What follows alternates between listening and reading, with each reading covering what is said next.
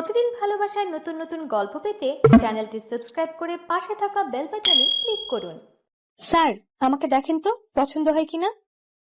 রাস্তা দিয়ে হাঁটার সময় কোথা থেকে জানি মেয়েটা এসে কথাটা বলে উঠল। ওর দিকে আর চোখে তাকিয়ে আবারও হাঁটা ধরলাম। স্যার দেখেন না, পছন্দ হয় কিনা। দেখো, আমাকে যেই রকম ভাবছো আমি সেই রকম না, আমাকে যেতে দাও। আমি আপনার থেকে কম রাখবো স্যার, দয়া করে ফিরিয়ে দিবেন না। দেখো, আমি তোমার প্রতি আগ্রহী নই, আমাকে জোর করে লাভ নাই। স্যার, আমি কিন্তু এখনো কুমারী আছি, তবুও আপনার কাছে কম দাম রাখবো। মেয়েটার কথার কোনো জবাব না দিয়ে আগের মতো হাঁটা শুরু করলাম। মেয়েটি আবারও আমার পথ আটকে দাঁড়ালো। আপনার যা ইচ্ছে তাই দিবেন, দয়া করে আমাকে ফিরিয়ে দিবেন না, আমার টাকার খুব প্রয়োজন। আমি একবার বলেছি যে তোমার প্রতি আমার আকর্ষণ নেই, তাহলে কেন এত জোর করছো? স্যার, আজ রাতে আমি আপনাকে চরম সুখ দেব, আপনি একবার অনুমতি দিন স্যার। আমি এবার টাল সামলাতে না পেরে মেয়েটার গালে কষিয়ে 2টা থাপ্পড় মারলাম। সমস্যা কি? তোমাকে একবার বলেছি না যে আমি এইরকম না, তাহলে এত জোর করছো কেন? থাপ্পড় খেয়ে মেয়েটা গালে হাত দিয়ে চুপ করে দাঁড়িয়ে আছে, তার চোখ দিয়ে ফোঁটা ফোঁটা অশ্রু ঝরে পড়ছে। স্যার, আমার টাকার খুব দরকার, দয়া করেন একটু আমার উপর। আমি এইবার মেয়েটার দিকে ভালো করে তাকিয়ে দেখি মেয়েটার ফিগারের গঠন মোটামুটি ভালোই, ফর্সা গালে থাপ্পড়ের দেহ মোটামুটি স্পষ্ট বোঝা যাচ্ছে। ওর দিকে ভালো করে তাকিয়ে নিজের ভিতর পশুটা যেন জেগে উঠেছে। ওকে, তাহলে চলো আমার সাথে। মেয়েটা খুশি হয়ে আমার সাথে যেতে লাগলো। আসার সময় 1 প্যাকেট সিগারেট নিয়ে আসলাম। বাসায় এসে চাবি দিয়ে দরজাটা খুললাম। বাসায় কি আপনি একা থাকেন? হঠাৎ করে মেয়েটা প্রশ্ন করে বসলো। চাকরির কাজে বাইরে থাকি, আর বাবা মা গ্রামে থাকে। ও আচ্ছা। তুমি গিয়ে ফ্রেশ হয়ে ওই রুমে বসো, আমি আসছি। এই বলে মেয়েটাকে একটা রুম দেখিয়ে দিলাম। মেয়েটা একটা মিষ্টি হাসি দিয়ে ওয়াশরুমে চলে গেল। এইদিকে আমি রান্নাঘরে গিয়ে 2 কাপ কফি বানিয়ে আনলাম। কাপ 2টা নিয়ে রুমে গেলাম। এই নিন, কফি খান।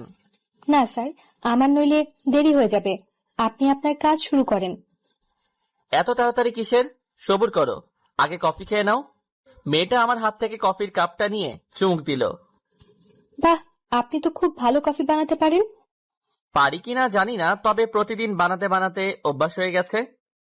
কফি খাওয়া শেষ করে কাপটা পাশে রাখলাম। দয়া করে আপনি আপনার মুখটা পরিষ্কার করে আসেন, সিগারেটের গন্ধ আসছে খুব। আমি ছোট্ট একটা হাসি দিয়ে বলতে লাগলাম, বাহ, বেশ্যাদের আবার অস্বস্তি।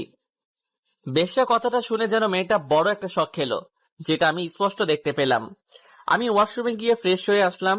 মেয়েটার দিকে তাকাতেই যেন আমার শরীরের কামনাটা আরো বেড়ে গেল। মেয়েটার দিকে হঠাৎ আকর্ষণ বেড়ে যাওয়ার কারণ হলো তার দেহটা। ওর দিকে আস্তে আস্তে এগোতে লাগলাম। আজকে তোমাকে সারা রাত আমার কাছে থাকতে হবে। সারা রাত থাকতে হবে? কেন? কোনো সমস্যা তোমার?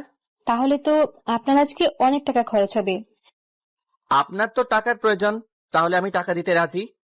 তাহলে আমার কোনো সমস্যা নাই থাকতে, আপনি আপনার কাজ শুরু করেন। আমি কথা না বাড়িয়ে চুপচাপ মেয়েটির দিকে এগোতে লাগলাম। মেয়েটার মুখে অজানা ভয় বিরাজ করছে, যেটা আমার একদম দেখার বিষয় না। আমি মেয়েটাকে দেওয়ালের সাথে চেপে ধরলাম।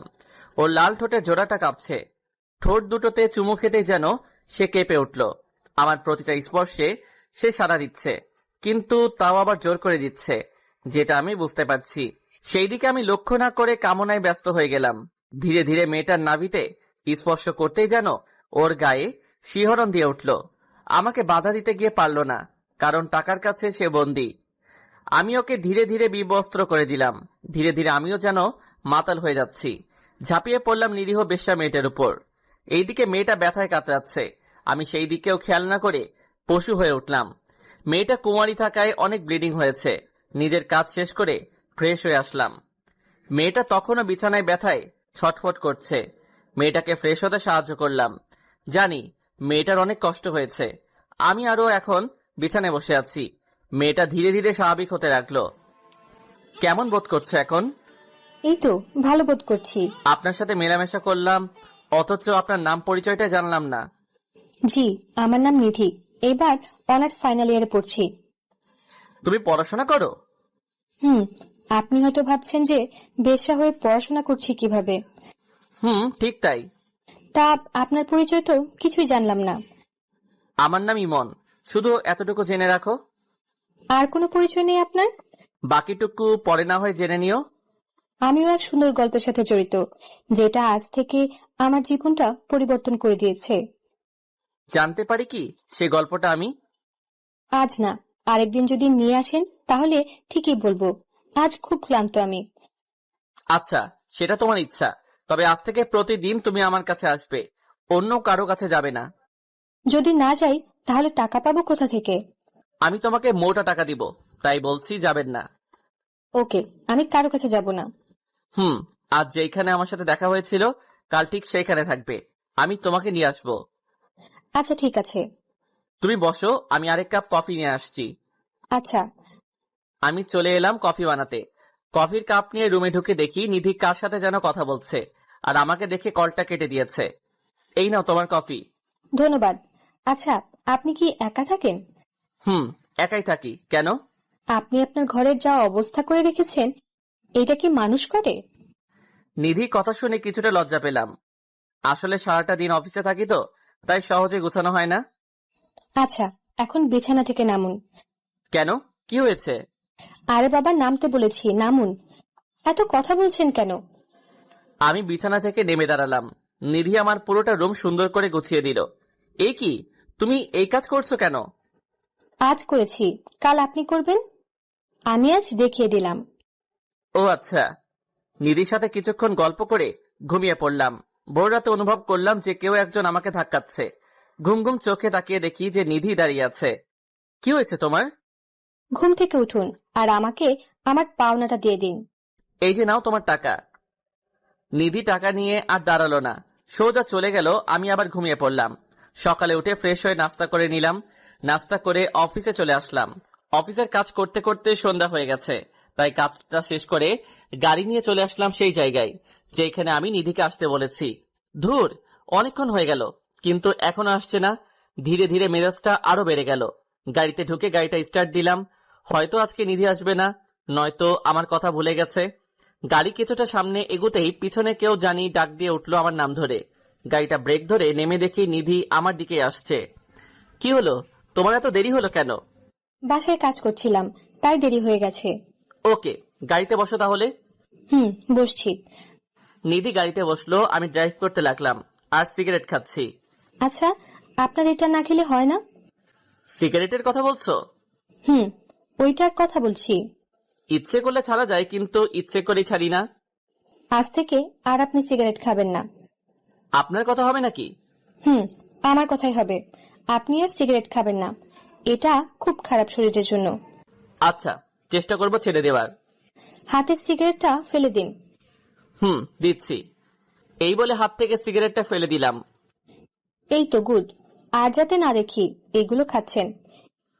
আমি কিছু না বলে নিধির দিকে তাকিয়ে আছি। এই, রাস্তায় তাকান, না হলে অ্যাক্সিডেন্ট হবে।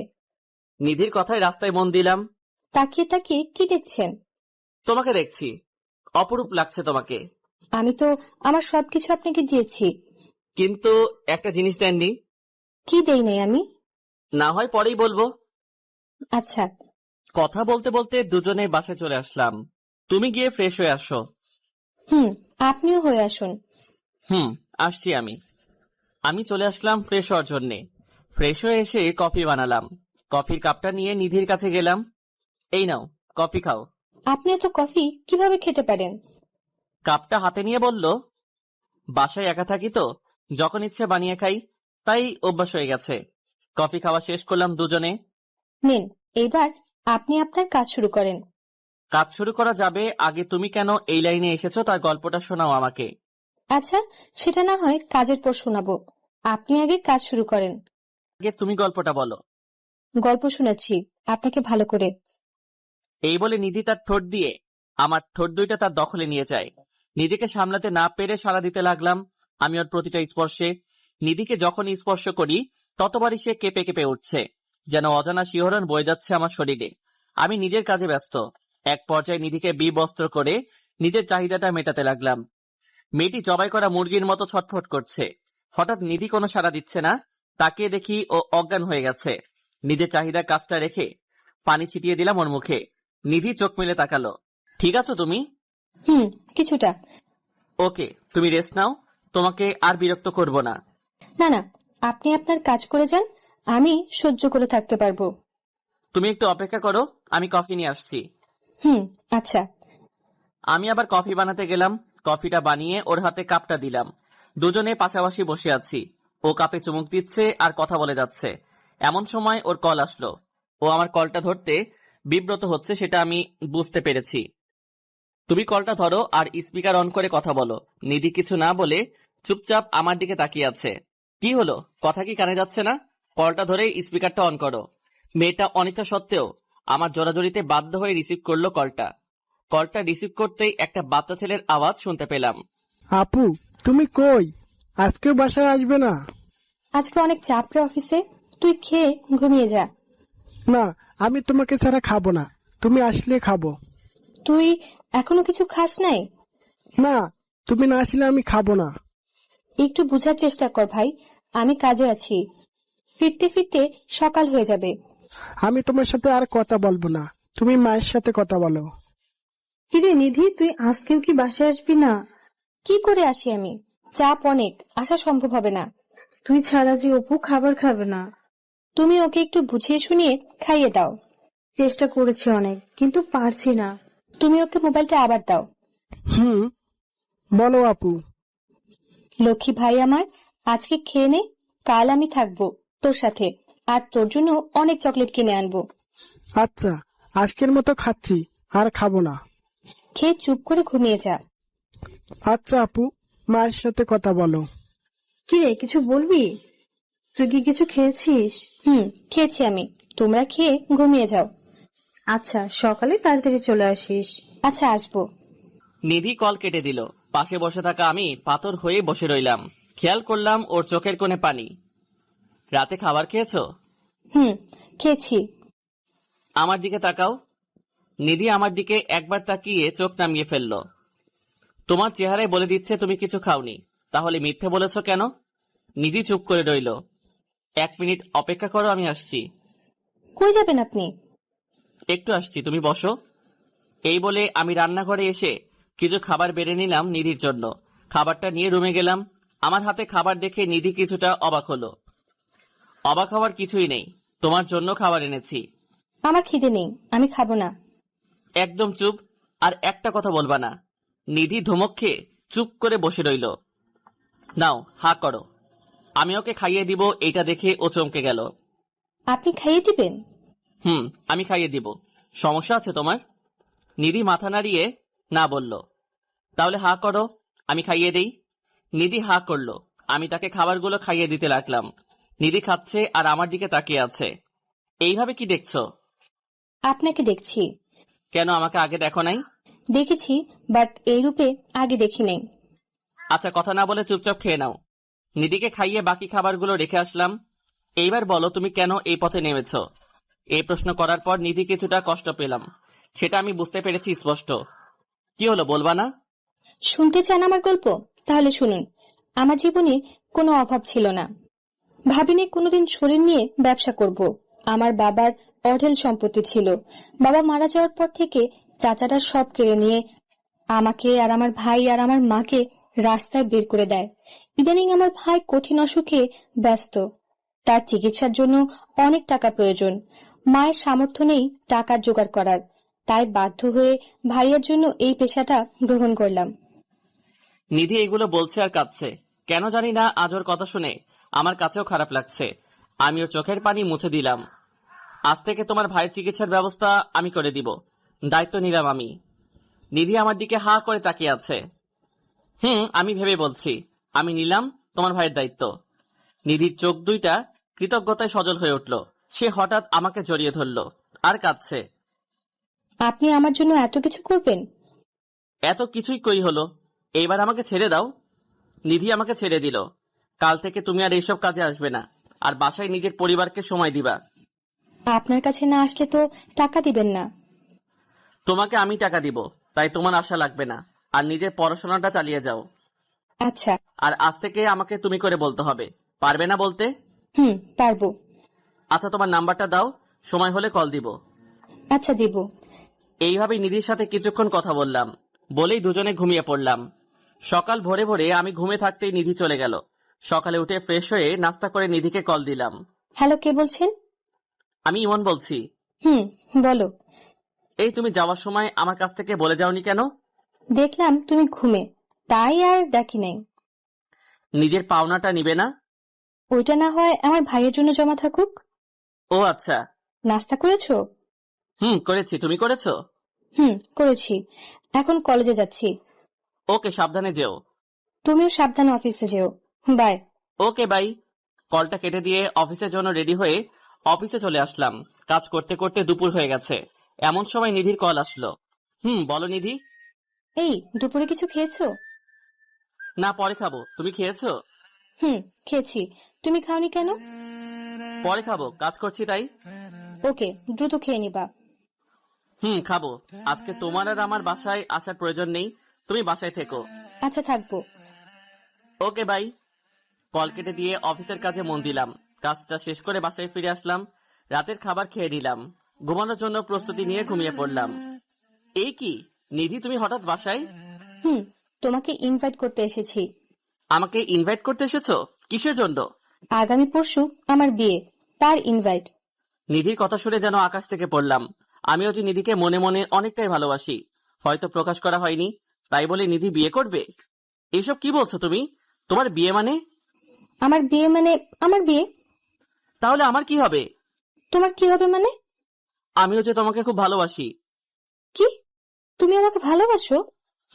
অনেক ভালোবাসি তোমাকে। তোমাকে ছাড়া থাকা যে অসম্ভব। তাহলে সেটা প্রকাশ করলে না কেন? তোমাকে হারানোর ভয়ে, যদি তোমাকে হারিয়ে ফেলি তাই। এখন তো আমাকে হারিয়ে ফেলেছো, কয়দিন পর আমি আরেকজনের বউ হব। না প্লিজ নিধি, এমনটা করো না, আমি যে অসহায় হয়ে যাব। নিধি কিছু না বলে হাঁটতে লাগলো। আমি ওকে পিছন থেকে ডাকছি, নিধি দাঁড়াও, প্লিজ দাঁড়াও। হঠাৎ ঘুমটা ভেঙে গেল আমার। পুরো শরীর দিয়ে আমার ঘাম বের হচ্ছে। তাহলে কি এটা স্বপ্ন দেখলাম? কিন্তু নিধিকে নিয়ে দেখলাম কেন? বুকটা এখনো ধপাস ধপাস করছে। ঢকঢক করে এক গ্লাস পানি খেয়ে নিলাম, তাও যেন কেউ বুকের ভিতর হাতুড়ি দিয়ে পিটাচ্ছে। আচ্ছা, আমি নিধিকে নিয়ে এই স্বপ্ন দেখলাম কেন? এই 2 দিনে মেয়েটার প্রতি মায়া জন্মে গেছে, তাই বলে এই স্বপ্ন দেখবো আমি? নিধিকে একটা কল দিব? না থাক, হয়তো এখনো ঘুমিয়ে আছে, তাই আর কল দিলাম না। হঠাৎ মোবাইলে যেন কেউ কল দিয়ে বসলো। তাকিয়ে দেখি নিধির কল। কি ব্যাপার নিধি, এই সময় কল দিল কেন? কোনো সমস্যা হয়নি তো? দ্রুত মোবাইলটা রিসিভ করলাম। এত রাতে কল দিলে যে, কোনো সমস্যা হয়েছে? না, আমার ঘুম আসছে না, তাই কল দিয়েছিলাম। তোমাকে বুঝি বিরক্ত করলাম? না না, কিসের বিরক্ত? তুমি ঘুমাওনি? ঘুমিয়েছিলাম, কিন্তু একটা অদ্ভুত স্বপ্ন দেখছি, তাই ঘুমটা ভেঙে গেল। কি স্বপ্ন দেখেছো? সেটা এখন না, পরে বলবো। তোমার ঘুম আসছে না কেন? জানি না কেন আসছে না, তবে কল কাটার পর আসবে হয়তো। ও তাই, তাহলে ঘুমিয়ে পড়ো। সকালে আমার অফিস আছে। ওকে, গুড নাইট। কলটা কেটে দিয়ে আমি আবারও হারিয়ে গেলাম ঘুমের রাজ্যে। সকালে ঘুম থেকে উঠে ফ্রেশ হয়ে নিলাম। নাস্তা করার পর দেখি নিধি কল দিয়েছে। কলটা রিসিভ করলাম। বলো। এই, তুমি কি বেরিয়েছো? না, এই তো এখন বের হব। আচ্ছা, তুমি বের হও। কেন, কি হয়েছে? কিছু না, তুমি বের হও। এই বলে নিধি কল কেটে দিল। আমি রেডি হয়ে নিচে আসলাম। নিচে এসে দেখি নিধি দাঁড়িয়ে আছে। আরে তুমি, তাও এই সময়? কলেজে যাব। তো যাও, এইখানে কি? আমি তোমার সাথে যাব। আচ্ছা, তাহলে অফিসে যাওয়ার সময় নামিয়ে দিব তোমাকে। আচ্ছা। দুজনে গাড়িতে বসলাম। আমি ড্রাইভ করছি। কাল রাতে ঘুম হয়েছে? হয়েছে কোনো মতে। বেশি ভালো না হওয়ার কারণ? কারণটা অন্য কেউ, যে আমার রাতের ঘুমটা কেড়ে নিয়েছে। তা কে সে ব্যক্তি? নাম বলা যাবে না, আছে একজন। তা তোমার ঘুম না আসার কারণ? আমার কারণ আছে, সেটা বলা যাবে না। কি এমন কারণ যে আমাকে বলা যাবে না? এখন না, পরে বলবো। আচ্ছা, হঠাৎ আমার সাথে কলেজে যাবার কারণ? কোনো কারণ নেই, এমনি যাচ্ছি। তা কাল কি স্বপ্ন দেখেছো, তা তো বলবে না? সেটা বলে দিলে তো মনের কথা বলা হয়ে গেল। মানে বুঝলাম না। না কিছু না, এমনি। এখন গাড়ি চালান। আমি কথা না বলে ড্রাইভ করতে লাগলাম।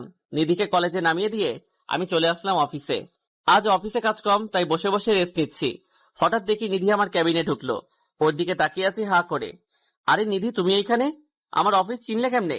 আর এইখানে এসেছো কেন? আরে স্যার কি বলছেন? আমি ফারিহা, নিধি না। ফারিয়ার কথায় ঘোরটা কেটে গেল। তাকিয়ে দেখি ফারিয়ার সামনে দাঁড়িয়ে আছে। ও তুমি? আসলে সরি, আমি বুঝতে পারি নাই। ওকে স্যার, সমস্যা নাই। তা কোনো সমস্যা আছে? স্যার ফাইলটা কিছু সমস্যা করেছে, একটু দেখেন তো। কই দাও ফাইলটা। ফারিয়ার কাছ থেকে ফাইলটা নিয়ে ওকে বুঝিয়ে দিলাম। ওকে স্যার, তাহলে আমি যাই। ওকে যাও। আচ্ছা, আমি ফারিয়াকে নিধি মনে করলাম কেন? সব জায়গায় কেন যেন আমি নিধিকে দেখতে পাই। অফিসের কাজ শেষ করে বাসায় ফিরে নিজের জন্য কিছু রান্না করলাম। এমন সময় নিধির কল আসলো। এ কি করো? কি আর করব, রান্না করছি। রান্না করতে বুঝি কষ্ট হয়? কেন, তুমি করো নাই কোনোদিন? না, মা সবসময় রান্না করে, তাই আমার করার প্রয়োজন নেই। আমার তো মা নেই এইখানে, তাই আমি নিজে রান্না করছি। ওকে, তাহলে খাওয়ার পর কল দিও আমাকে। ওকে দিব। কলটা কেটে দিয়ে খাবারটা খেয়ে শুয়ে রইলাম, আর পাশাপাশি মোবাইল টিপছি। আবার নিধি কল দিল। বলো। তোমার কি খাওয়া এখনো হয়নি? হয়েছে, আর এখন মোবাইল টিপছি। আমাকে কল দেওয়ার কথা কি মনে ছিল না? ও, একদম ভুলে গেছি, সরি। ভুলে তো যাবেই। আচ্ছা শোনো না, বলো। আপু আর মা তোমাকে দেখতে চায়। তা কিভাবে দেখা করব? আমার তো অফিস আছে। না, আমি কোনো কিছু শুনতে চাই না, তোমাকে আসতেই হবে কাল। কাল আসতেই হবে? আমি কাল কলেজে যাব না, আর তুমি কাল আমাদের বাসায় আসবে। আমি তো ঠিকানা জানি না। আমি মেসেজ করে পাঠিয়ে দেব তোমাকে। আচ্ছা, ঠিক আছে, আসবো। আমি তোমার অপেক্ষায় থাকবো। হুম। আচ্ছা তুমি ঘুমাও, গুড নাইট। ওকে, গুড নাইট। কলটা কেটে দিয়ে কিছুক্ষণ মোবাইল টিপলাম, তারপর তলিয়ে গেলাম গভীর ঘুমে। সকালে উঠে ফ্রেশ হয়ে মোবাইলটা চেক করে দেখি নিধি তার ঠিকানা পাঠিয়ে দিয়েছে। নাস্তা করে রেডি হলাম নিধির বাসায় যাওয়ার জন্য। ওদের বাসার ঠিকানা খুঁজে বের করে ওদের দরজায় কলিং বেল চাপ দিয়ে দাঁড়িয়ে আছি। একটু পর একজন মহিলা এসে দরজাটা খুলে দিল। কে আপনি? আর কাকে চাই? ইয়ে মানে নিধি নামের কেউ থাকে এখানে? তোমার নাম কি ইমন? জি, আমার নাম ইমন। ও, তাহলে তুমি ইমন। আসো বাবা, ভিতরে আসো। আমি মহিলার পিছন পিছন ভিতরে ঢুকলাম। আমি সোফাতে বসে আছি, এমন সময় একটা ছেলে আসলো আমার কাছে। ভাইয়া, আপনি এসেছেন? জানেন, আপনার জন্য এতক্ষণ ধরে অপেক্ষা করছি। তোমার নাম অপু? কেন, তুমি আমাকে চিনো না? তোমাকে তো আগে দেখি নাই, তাই চিনতেও পারি নাই। জানো, আমি তোমার নামে আপুর কাছে অনেক কিছু জেনেছি। তা কি জেনেছো? তোমার নামে অনেক সুনাম করেছে আপু। তাই নাকি? তা তোমার আপু কই? আপু তো ও রুমে। আচ্ছা, আমি ডাক দিয়ে আসি। দাও। আপু চলে গেল নিধিকে ডাকার জন্য। আমি ওদের বাড়ি চারপাশে দেখতে লাগলাম। আরে তুমি এখানে? আর আমি তোমাকে খুঁজে যাচ্ছি। নিধির কথা শুনে ওর দিকে তাকিয়ে হা করে দাঁড়িয়ে আছি। নিধি আজ সুন্দর করে সেজেছে, ঠিক আমার মনের মতো। নীল কালার একটা ড্রেস, চোখে কাজল, আর ঠোঁটে হালকা লিপস্টিক। ওকে দেখতে দারুণ লাগছে। এই কি হলো তোমার? নিধি ধাক্কা খেয়ে ধ্যান ভেঙে গেছে। ওর দিকে তাকিয়ে আছি। আমার ডায়াবেটিস হয়েছে মনে হয়। তোমার ডায়াবেটিস হয়েছে কখন আর কিভাবে? এত সুন্দর আর মিষ্টি করে সাজলে তো ডায়াবেটিস হবেই। হ্যালো মিস্টার, আমি আপনার ডায়াবেটিসের জন্য সাজিনি, সেজেছি ঘুরবো বলে। তুই ঘুরতে যাবে আজকে? যাব। তা তোমার সাথে। আমার সাথে মানে? তোমাকে এখানে আনার প্ল্যান হচ্ছে মা আর আপুর সাথে পরিচয় করিয়ে দিয়ে, তারপর আমি আর তুমি সারাদিন ঘুরবো। আমি যদি না ঘুরতে যাই তাহলে কি করবে? মেরে নাক ফাটিয়ে দেব। এখন চলো। চলো। আজকে প্রথম নিধির সাথে ঘুরতে যাব। ভালোবাসার মানুষের সাথে ঘুরতে যাওয়ার অনুভূতি আগে হয় নাই, আর আজকে নিধিকে প্রপোজ করে দিব। যা হবার হবে। আউচ! এই তুমি আমাকে চিমটি কাটলে কেন? তুমি কি বয়রা নাকি? অনেকক্ষণ যাবত আমি ডাকছি, অথচ তুমি শুনছো না। আসলে আমি একটা কথা ভাবছি, তাই শুনতে পারি নাই। এভাবে হাঁটবে নাকি একটা রিক্সা নেবে? ওকে দাঁড়াও, আমি রিক্সা ডাকছি। একটা রিক্সা ডেকে নিধির পাশে বসলাম। নিধির পাশে বসতেই আজান শিহরণ দিয়ে কাজ করছে মনে। ইমন, তুমি কি কিছুই বুঝো না? আমি আবার কি বুঝবো? সত্যি কিছু বুঝো না? আরে আজব তো, বলবো তো কি বুঝবো। না, কিছু না, এমনি বললাম। চলো রিক্সা থেকে নেই, ওই জায়গায় যাই। চলো। রিক্সা থেকে নেমে ভাড়াটা পরিশোধ করে আমি আর নিধি চলে আসলাম একটা লেকের পাশে। চারদিকটা খুব শান্ত বিরাজ করছে। একটা পিচ্চি মেয়ে ফুল নিয়ে যাচ্ছে। আমি ওর কাছ থেকে অনেকগুলো গোলাপ কিনলাম। এগুলো আবার কার জন্য কিনেছো? আমি কিছু না বলে ওর সামনে গিয়ে হাঁটু গেড়ে বসলাম। চুপচাপ ওর মুখের দিকে তাকিয়ে বলতে লাগলাম, জানি না তুমি আমাকে কি জাদু করেছো। শত ব্যস্ততার মাঝে আমি শুধু তোমাকে দেখতে পাই। আমার প্রতিটা নিঃশ্বাসে যেন তোমার অস্তিত্ব খুঁজে পাই। আমার প্রতিটা অনুভূতি যেন তোমাকে ঘিরে। আমি তোমাকে শত ব্যস্ততার মাঝেও ভালোবেসে ফেলেছি। পারবি কি আমার অগোছালো জীবনটা গুছিয়ে দিতে? I love you. চোখটা বন্ধ করে চুপচাপ বসে আছি নিধির উত্তরের আশায়। জানি না সে কি বলবে আমাকে। হয়তো আমাকে নিষেধ করে দিবে। হালকা চোখ খুলে দেখি নিধির চোখে পানি। আমি উঠে ওকে জড়িয়ে ধরলাম। জড়িয়ে ধরার সাথে সাথে যেন ওর কান্না আগের থেকে বেড়ে গেল। এই পাগলি, কাঁদছো কেন? এই কান্না কষ্টের নয়, বরং খুশির। কোনোদিন আমাকে ছেড়ে যাবে না তো? না, কোনোদিন যাব না। তুমি শুধু আমার। মনে থাকে যেন। আচ্ছা, এইবার চোখের পানি মুছে ফেলো বলছি। মুছলাম। এইবার মিষ্টি করে হাসি দাও। দিলাম। চলো এইবার ওইখানে গিয়ে বসি। চলো। দুজনে পাশাপাশি বসে আছি। আচ্ছা, আমাকে প্রপোজ করার চিন্তা আসলো কিভাবে? তোমাকে আমি নিজের অস্তিত্বের সাথে মিশিয়ে দিয়েছি। তা কিভাবে মিশিয়েছো? তোমাকে নিয়ে আমি রাতে স্বপ্ন দেখেছি, আবার আমার সহকর্মীকে তুমি ভেবে উল্টাপাল্টা কথা বলেছি। তাই নাকি? সব তোমার জন্য। আমাকে জাদু না করলেই পারতে। আচ্ছা, তোমার খারাপ লাগে না একজন পতিতার সাথে বসে আছো আর প্রেম করছো? নিধির মুখে পতিতা নামটা শুনে কিছুটা কষ্ট পেলাম। তুমি তো পতিতা না। তুমি তো আমার কাছে এসেছিলে আর আমি তোমাকে গ্রহণ করেছি। আমার কাছে তুমি পতিতা নও। আমাকে গ্রহণ করে কি নিজের জীবনটা নষ্ট করে দিলে? একটা থাপ্পড় দিব এখন, আর একটাও কথা বলবা না। যেটা সত্যি তাই বললাম। আমি চলে যাব নাকি এখান থেকে? ওকে, সরি, আর বলবো না। মনে থাকে যেন, আমি তোমাকে খুব শীঘ্রই বিয়ে করে নিজের করে নিব। আমাকে তোমার বাবা মায়ের কাছে নিয়ে যাবে না? অফিসটা বন্ধ দিলে আমি তোমাকে নিয়ে যাব। ওকে। এখন চলো কিছু কিনবো। কি কিনবে এখন? আগে চলো, তারপর দেখবে কি কিনি। ওকে, চলো। নিধিকে নিয়ে একটা মার্কেটে গেলাম। মেয়েদের শপে ঢুকতেই নিধি হাত ধরে ফেললো। কি হলো, হাত ধরলে কেন? এটা তো মেয়েদের পণ্যের দোকান, এখানে তুমি কি করবে? ভিতরে চলো, কাজ আছে। নিধি আর আমি ভিতরে ঢুকে শাড়ি দেখতে লাগলাম। নিধি অবাক চোখে আমার দিকে তাকাচ্ছে আর আমার সাথে হাঁটছে। 2টা শাড়ি কিনলাম, আর ছোটদের জামা আর প্যান্ট কিনলাম। আচ্ছা, এগুলো কিসের জন্য কিনেছো? আর এগুলো তো মেয়েদের কাপড়। আমি তো মেয়েদের গুলাই কিনলাম, একজনকে দিব বলে। কাকে দিবে এগুলো? সেটা না হয় পরেই বলবো। ওকে, আজকে আর ঘুরবো না, এখন বাসায় যাব। ওকে চলো, তোমাকে এগিয়ে দিয়ে আসি। চলো। নিধিকে পাশের সিটে বসিয়ে ড্রাইভ করে ওদের বাসার সামনে নিয়ে এলাম। এই নাও, এইগুলা তোমাদের জন্য। কি, এগুলো আমার জন্য? একটা শাড়ি তোমার মায়ের জন্য, আর একটা তোমার জন্য। জামা আর প্যান্টগুলো অপুর জন্য। কি দরকার ছিল আমার জন্য এগুলো কেনার? চুপচাপ এইগুলো নাও, আমাকে আবার যেতে হবে। সাবধানে যেও। ওকে, বাই। নিধিকে বিদায় দিয়ে বাসায় চলে আসলাম। বাসায় আসতে আসতে বিকেল হয়ে গেছে। পরের দিন সকালে নাস্তা করে অফিসে যাওয়ার জন্য রেডি হচ্ছি, এমন সময় নিধি কল দিল। বলো। এই, তুমি অফিসে যাওয়ার সময় আমাদের এদিক দিয়ে আসবা। কেন? তোমার সাথে কলেজে যাব, তাই এদিকে আইসো। ওইখান দিয়ে তো আমার অনেক দূর হয়ে যাবে তাহলে। হলে হোক, তোমাকে আসতেই হবে। ওকে, আমি গাড়ি নিয়ে তোমাদের ওইখান দিয়ে আসছি। ওকে, তাড়াতাড়ি আইসো, আমি অপেক্ষা করছি। আসছি। কলটা কেটে দিয়ে তাড়াতাড়ি রেডি হয়ে নিলাম। গাড়ি নিয়ে দ্রুত চলে আসলাম নিধির বাসার সামনে। গিয়ে দেখি নিধি রাস্তায় দাঁড়িয়ে আছে। আমি ওর সামনে গাড়িটা দাঁড় করালাম। উঠে পড়ো তাড়াতাড়ি।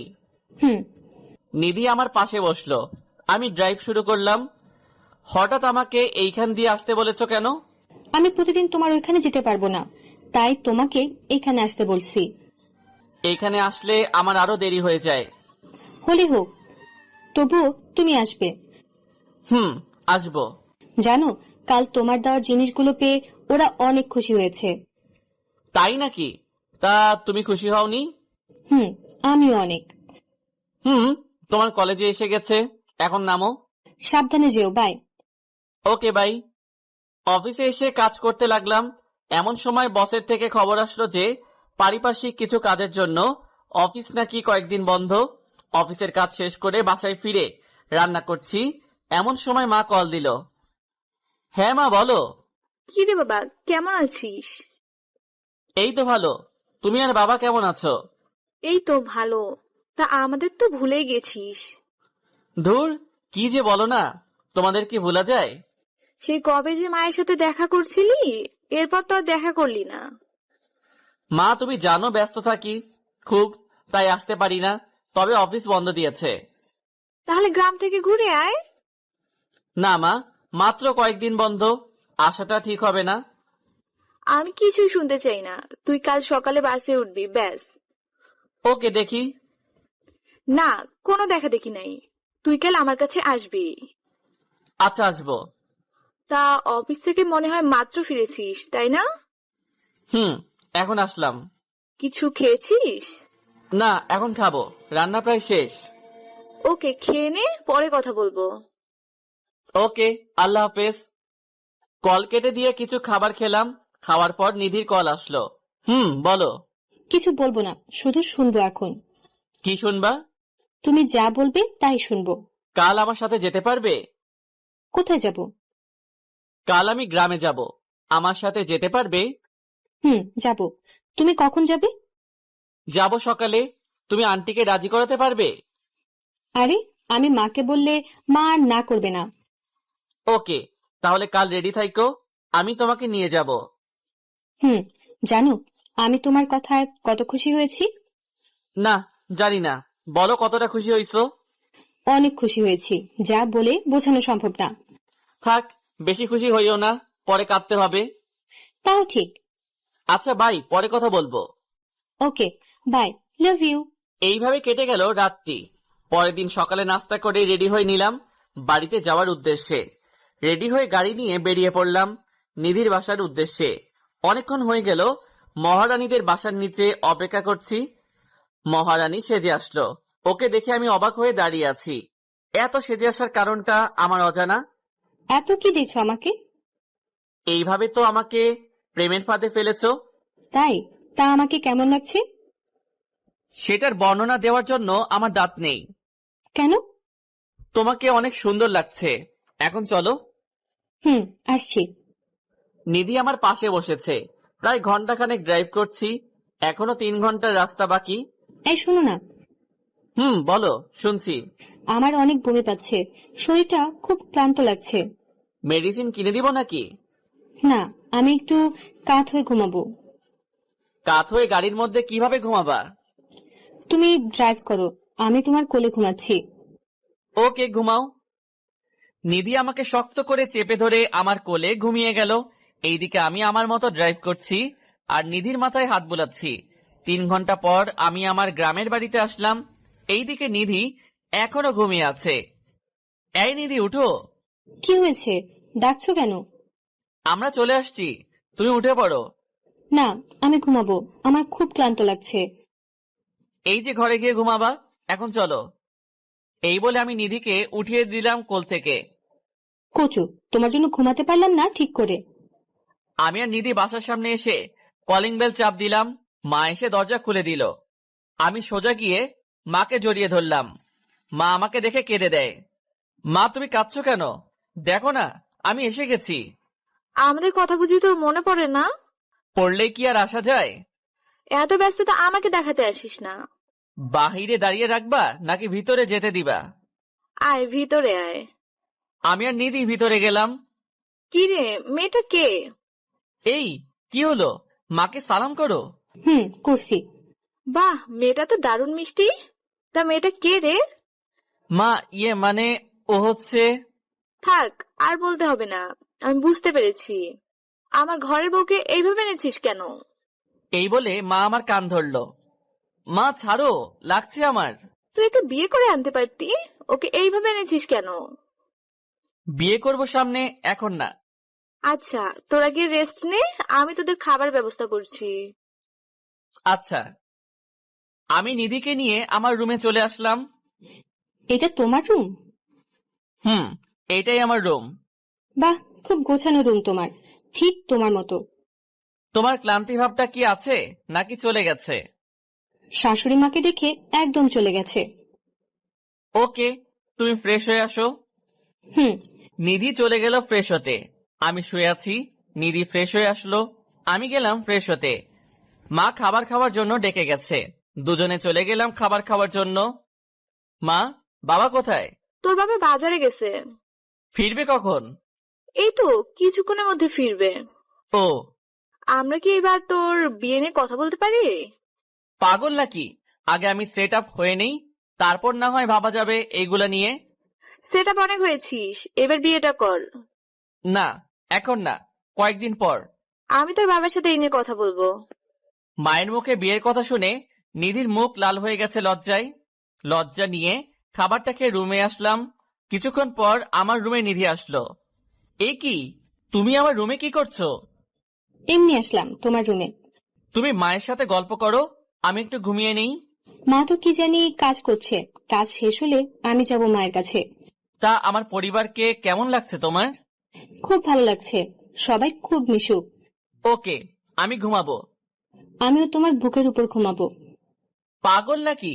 কেউ হঠাৎ করে রুমে আসলে কি করবে? কেউ দেখবে না, আমাকে ঘুমাতে দাও। পরে দিব, এখন মায়ের কাছে যাও।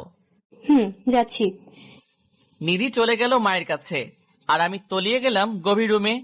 ঘুম থেকে অনুভব করলাম কেউ একজন আমাকে ধাক্কাচ্ছে। ঘুম ঘুম চোখে তাকিয়ে দেখি নিধি দাঁড়িয়ে আছে। কি হয়েছে, ধাক্কাচ্ছ কেন?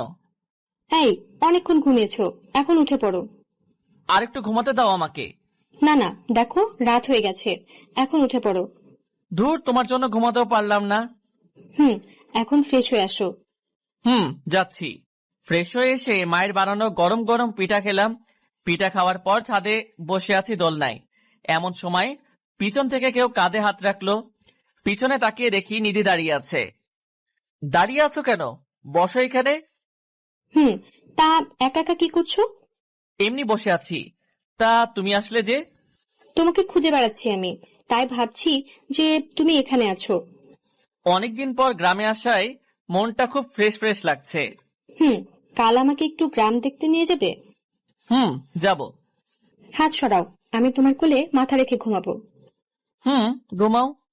নিধি আমার কোলে শুয়ে আছে, আর আমি তার মাথায় বিলি কেটে দিচ্ছি। আচ্ছা, আমরা কবে ঢাকা ফিরবো? এই তো 2 দিন পর। মাকে ছেড়ে যেতে খারাপ লাগছে আমার। বিয়ে করে বউ করে আনলে মাকে নিজে করে নিও। আমি তোমাকে এখনই নিজের আপন করে নিয়েছি। তুমি যে আমার জীবনে আসবে তা আমি কোনোদিন কল্পনা করি নাই, আর এতটা ভালোবাসবো তা আমার কল্পনার বাহিরে। আমারও ঠিক এই অবস্থা। এই, তুমি কি ঘুমাচ্ছ? তোমার কোলে মাথা রাখার পর ঘুম পাচ্ছে অনেক। তাহলে উঠে রুমে যাও, ঘুমিয়ে পড়ো। না, আমি এখানে আর তোমার কোলে ঘুমাবো। ধুর, পাগলের মতো কথা বাদ দিয়ে এখন উঠো। তোমার জন্য ঘুমাতেও পারি না ঠিক মতো। কোলে এখন না, পরে ঘুমাইও। এখন রুমে যাও। যাচ্ছি। নিধি চলে গেল রুমে। আমি কিছুক্ষণ ছাদে বসে রুমে চলে আসলাম। এসে দেখি পাগলিটা আমার রুমে ঘুমিয়ে গেছে। রুমে এসি চলছে, রুমটা অনেক ঠান্ডা হয়ে গেছে। ওর শরীরে কাঁথাও নেই, তাই একটা কাঁথা ওর শরীরে দিয়ে দিলাম। ও ঘুমের ঘোরে আমার হাতটা ধরে রেখেছে। আমি ওর কপালে একটা ভালোবাসার পরশ এঁকে অন্য রুমে চলে আসলাম। এসে ঘুমিয়ে গেলাম। পরের দিন ভোর রাতে অনুভব করলাম কেউ একজন বুকের উপর খুব চাপ দিচ্ছে। ঘুম চোখে দেখি নিধি শুয়ে আছে। আমি ওকে দেখে লাফ দিয়ে উঠেছি, যার কারণে নিধি মাটিতে পড়ে গেল। ও মারে, মরে গেলাম রে, কোমরটা মনে হয় শেষ। ওর চিৎকার শুনে দ্রুত ওর মুখ চেপে ধরলাম। এই, কি করছো? এত জোরে চিৎকার করছো কেন? তুমি আমাকে ফেলে দিলে কেন? তুমি যেইভাবে শুয়েছিলা আমি ভাবছি আরো ভূত শুয়ে আছে। তাই বলে কি এইভাবে আমাকে ফেলে দিবা নাকি? হয়েছে বাবা, সরি। এখন তুমি তোমার রুমে যাও। আমি যেতে পারবো না, আমার কোমর ব্যথা করছে। কেউ দেখার আগে আমি তোমাকে দিয়ে আসি।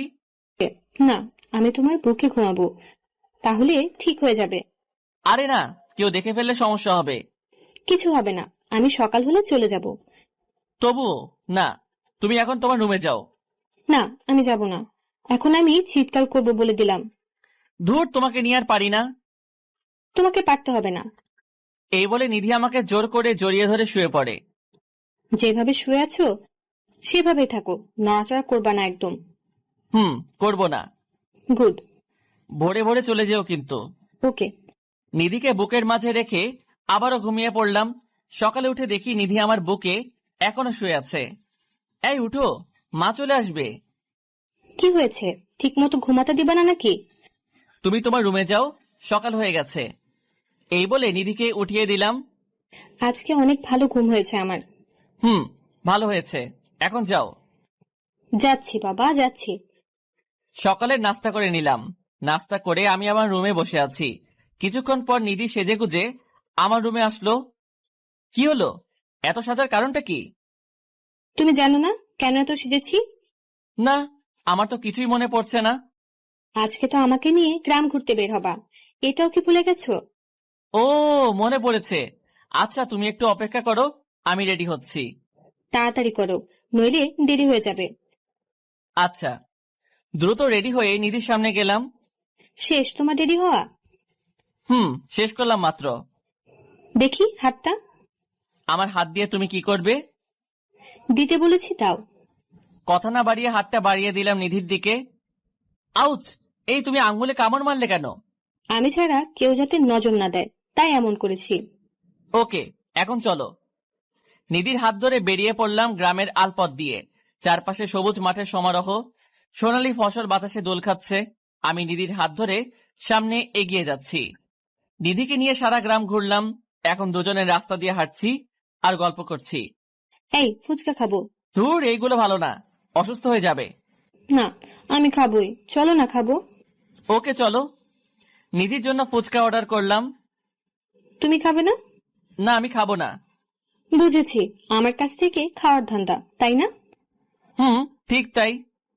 আমার কাছ থেকে একটাও দেব না। ওকে, দিও না। ফুচকা দিয়ে গেল আর নিধি খেতে লাগলো। আমি আনমনা ভাবে ওর খাওয়া দেখছি। কি দেখছো এমন করে? রাক্ষসীর খাওয়া দেখছি। কি, আমি রাক্ষসী? আরে না না, আমি তোমাকে বলি নাই, বলেছি ওই পাশের দেশ ভারতের একটা মেয়েকে। আমাকে বোকা বানিয়ে লাভ নাই। বুঝছি, তুমি অনেক চালাক। এখন খাও তুমি। তুমি হা করো, আমি তোমাকে খাইয়ে দেই। না, আমি খাবো না। হা করতে বলেছি আমি। করলাম। হা করতে নিধি আমার মুখে একটা ফুচকা ঢুকিয়ে দিল। আমিও খেতে লাগলাম। কি কেমন লাগছে? ভালোই লাগছে। তাড়াতাড়ি খাও, মা আবার চিন্তা করবে। খাচ্ছি। নিধির খাওয়া শেষ করে আমরা চলে আসলাম বাসায়। এইভাবে গ্রামে কয়েকদিন ছিলাম, এখন আবার শহরে ফিরে যাব। ব্যাগ গোছানো শেষ। মায়ের কাছ থেকে বিদায় নেওয়ার সময় নিধি কেঁদে দিয়েছে। অতঃপর মায়ের কাছ থেকে বিদায় নিয়ে ঢাকা চলে আসলাম দুজনে। কাল সকালে অফিস আছে, তাই রাতে কিছু রান্না করে খেয়ে নিলাম। অফিস শুরু হয়েছে অনেক আগেই। মায়ের জোড়াজড়িতে অনেকদিন থাকতে হয়েছে। নিধিকে ওর বাসায় এগিয়ে দিয়ে এসেছি। রাতে খাবার খেয়ে শুয়ে আছি, এমন সময় নিধির কল আসলো। বলো। আমার কিছুই ভালো লাগছে না। কেন? মাকে খুব মিস করছি আমি, মন চায় মায়ের কাছে ফিরে যাই। ওকে, অফিস বন্ধ দিলে আমরা আবার যাব। কি করছো এখন? এই তো খেয়ে শুয়ে আছি। তুমি কি করছো? আমিও শুয়ে আছি। আচ্ছা, পরে কথা বলি, আমাকে আবার কাল অফিসে যেতে হবে। Okay, good night, love you. Okay, love you. Call কেটে দিয়ে ঘুমিয়ে পড়লাম। পরের দিন সকালে অফিসে চলে গেলাম। ঠিক এমন সময়ে বসের ডাক আসলো। আসবো স্যার? জি মিস্টার ইমন, আসুন। ধন্যবাদ স্যার। তা আপনি দাঁড়িয়ে আছেন কেন? বসেন এইখানে। তা স্যার ডেকেছেন কেন? কারণটা হলো আমাদের অফিসের কাজে প্রতি বছর কিছু লোক দেশের বাইরে যায়, তা আমি চাই এইবার আপনি যান। ওকে স্যার, আমি যেতে পারবো। আপনাকে নেওয়ার কারণটা হলো আপনি খুব ভালো দায়িত্ব পালন করতে পারেন, আশা করি এটাও পারবেন। আমি আমার সর্বোচ্চ চেষ্টা করব। গুড, তাহলে আপনি এখন যান, খুব শীঘ্রই আপনার ফ্লাইট হবে। ধন্যবাদ স্যার। ক্যাবিনে বসে বসে ফাইলগুলো চেক করছি, এমন সময় নিধি কল দিল। বলো। ইমন, তুমি কোথায়? একটু আসতে পারবে? নিধির কান্না শুনে যেন বুকটা মোচড় দিয়ে উঠল। কি হয়েছে তোমার? কাঁদছো কেন? আমাকে খুলে বলো। আমার ভাইয়া খুব অসুস্থ হয়ে যায় হঠাৎ করে, আমরা তাকে ঢাকা মেডিকেলে নিয়ে যাচ্ছি। ওকে, তোমরা থাকো, আমি আসছি এক্ষুনি। আসো। একদম কাঁদবা না বলে দিলাম, তোমার ভাইয়ের কিছুই হবে না। তাই যেন হয়। আমি আর দেরি না করে বসের কাছ থেকে ছুটি নিয়ে চলে গেলাম হাসপাতালে। কেবিনের সামনে নিধি বসে আছে আর কাঁদছে। আমাকে দেখে ও জড়িয়ে কান্না শুরু করে দিল। বললাম না কাঁদতে না, আবার কাঁদছো কেন? তা ডাক্তার কি বলেছে? ডাক্তার এখনো কিছু বলে নাই, তবে ওনার চেম্বারে ডেকেছিল। গিয়েছো তুমি চেম্বারে? না, এখন যাব, তুমিও সাথে চলো। আসছি। আমি আর নিধি চলে গেলাম ডাক্তারের চেম্বারে। তা ডাক্তার সাহেব কি বুঝলেন রোগীকে দেখে? আসলে আমরা ওর চেক আপ করেছি, তাতে ধরা পড়েছে যে ছেলেটার ব্রেন টিউমার হয়েছে। ডাক্তারের কথা শুনে নিধি ঠাস করে মাটিতে বসে পড়ে। এত ভেঙে বললে চলবে নাকি? আরো শক্ত হও। আমরা কাল ওকে অপারেশন করব, তাতে অনেক টাকা যেতে পারে। টাকার কথা চিন্তা করা দরকার নাই, আপনারা আপনাদের কাজ শুরু করেন। ওকে, তাহলে কাল আমরা অপারেশন শুরু করব। তাই করুন। ডাক্তারের চেম্বার থেকে বেরিয়ে এসে অপুর ক্যাবিনে ঢুকলাম। ছেলেটা গুটিসুটি মেরে শুয়ে আছে। অপু, কেমন লাগছে এখন? জি ভাইয়া, ভালো লাগছে। তুমি খুব দ্রুত সুস্থ হয়ে উঠবে, চিন্তা করো না।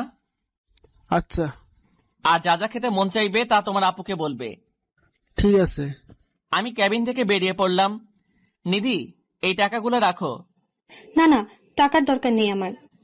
আছে, অপুর হঠাৎ কিছু লাগতে পারে, তাই টাকাগুলো দরকার আছে। না থাক, লাগবে না। নিতে বলেছি তোমাকে।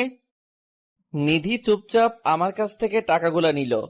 যা যা লাগবে আমাকে কল করে জানিও, আমি এসে দিয়ে যাব।